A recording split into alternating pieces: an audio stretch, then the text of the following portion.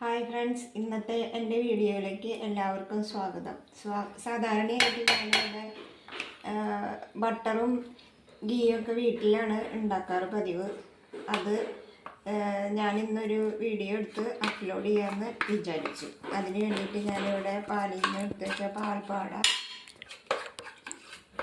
ഉണ്ട്. എല്ലാ മാസവും ഞാനിങ്ങനെ നെയ്യ് ഉണ്ടാക്കാറുണ്ട്. അതിന് വേണ്ടിയിട്ട് പാലിൽ നിന്ന് ഞാനിങ്ങനെ പാൽപ്പാട എടുത്ത് വയ്ക്കാറുണ്ട്, ഫ്രിഡ്ജിനകത്ത് സൂക്ഷിച്ച് വയ്ക്കും. അപ്പോൾ അത് ഇന്ന് ഞാനിവിടെ ബട്ടറും ഗീയും ഇട്ടാണ് കാണിക്കാൻ പോണത്. ഞാൻ ആദ്യമായിട്ടാണ് ഒരു വീഡിയോ അപ്ലോഡ് ചെയ്യുന്നത്. അതിൻ്റെ ഏറ്റക്കുറച്ചിലുകളൊക്കെ ഉണ്ടാവും, അതെല്ലാവരും എന്നോട് ക്ഷമിക്കുക. അപ്പം ഞാനിത് ചെയ്യാൻ വേണ്ടിയിട്ട് പാൽപ്പാട ഇതിനകത്ത് ഇട്ടു. അതിന് ശേഷം ഇതിനകത്തേക്ക് നമ്മളിത്തിരി തണുത്ത വെള്ളം ഒഴിച്ചു കൊടുക്കുക. തണുത്ത വെള്ളം ഒഴിച്ചു കൊടുത്തിട്ട് നമ്മൾ മിക്സിയിലൊന്ന് അടിച്ചെടുക്കുക.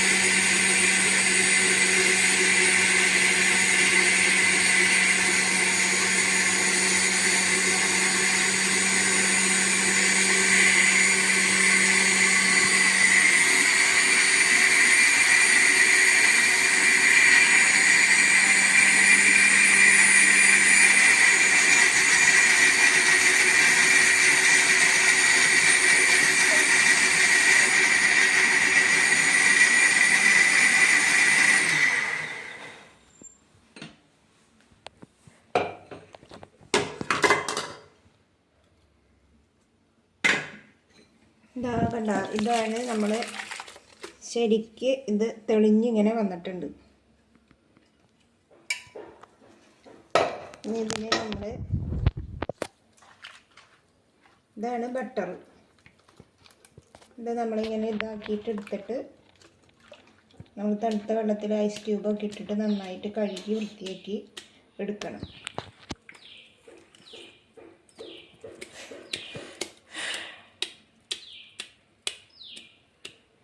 വേറൊരു പാത്രത്തിലേക്ക് മാറ്റി ഐസ് ക്യൂബ് ഇട്ടിട്ട് നമുക്കിതിനെ കഴുകി വൃത്തിയാക്കി എടുക്കാം.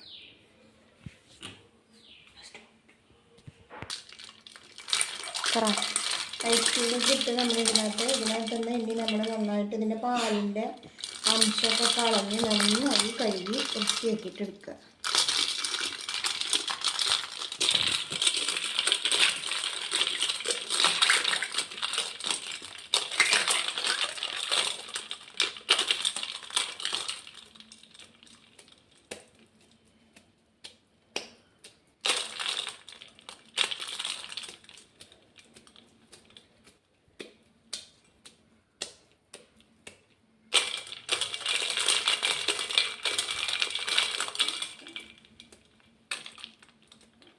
ഇത് നന്നായി കഴുകി വൃത്തിയാക്കിയിട്ട് നമ്മൾ എടുത്തിട്ടുണ്ട്.